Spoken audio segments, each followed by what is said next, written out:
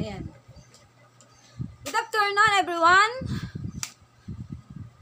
Welcome back to my YouTube channel, Neria TV Vlog. So, ayan. So, videos for today is about sa pananahi.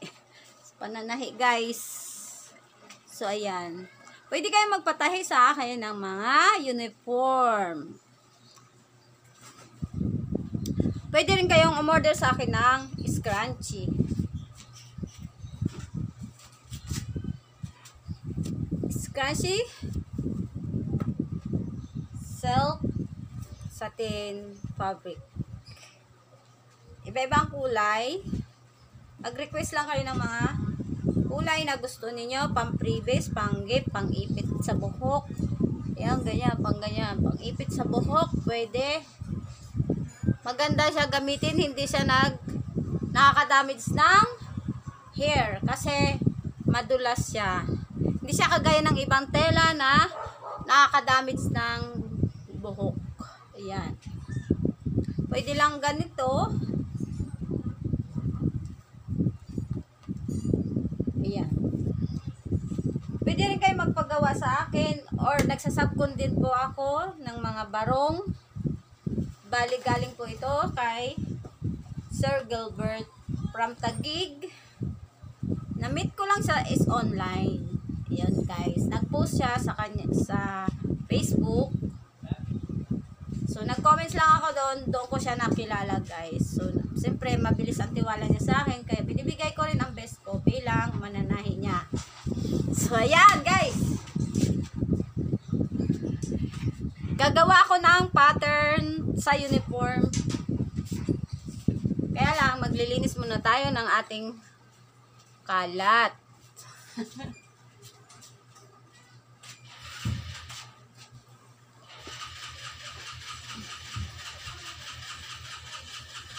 Dahil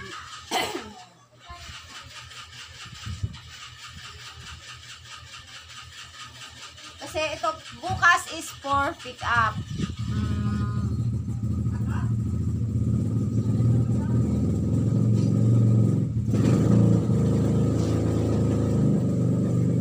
Kailangan i-prepare color ko pa siya kasi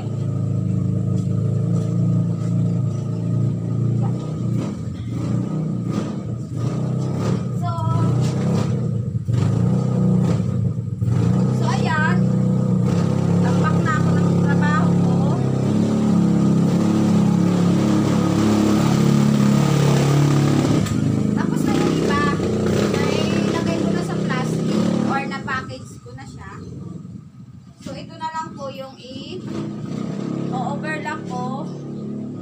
I think nasa 20 plus.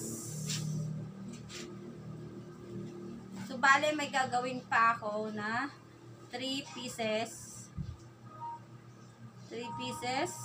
long sleeve. Kasi, ito, lalagyan ko pa siya ng cups. Ayan. Lalagyan ko pa siya ng cups. Ito siya, lalagyan ko siya ng cups kasi I forgot kung anong sukat ng ano niya kasi wala siyang marking. So ako na lang gagawa ng paraan.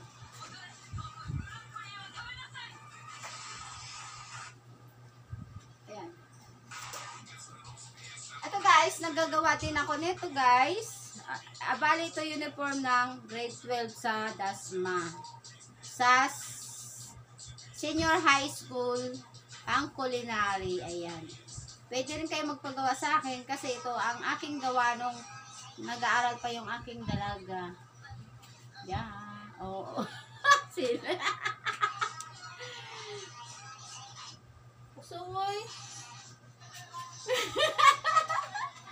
So, ayan. Kung gusto nyo magpagawa ng uniform, pwede po. Available po ako ngayon pagkatapos ng aking barong.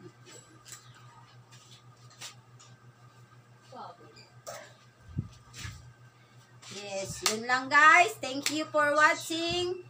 Sana may natutunan kayo pero mayroon ba? Meron ba kayo natutunan? Parang wala rin naman eh. Wala talaga, wala natutunan sa'yo. Mayroon kasing istorbo. Kaya, ayan. Bye-bye guys. Thank you for watching.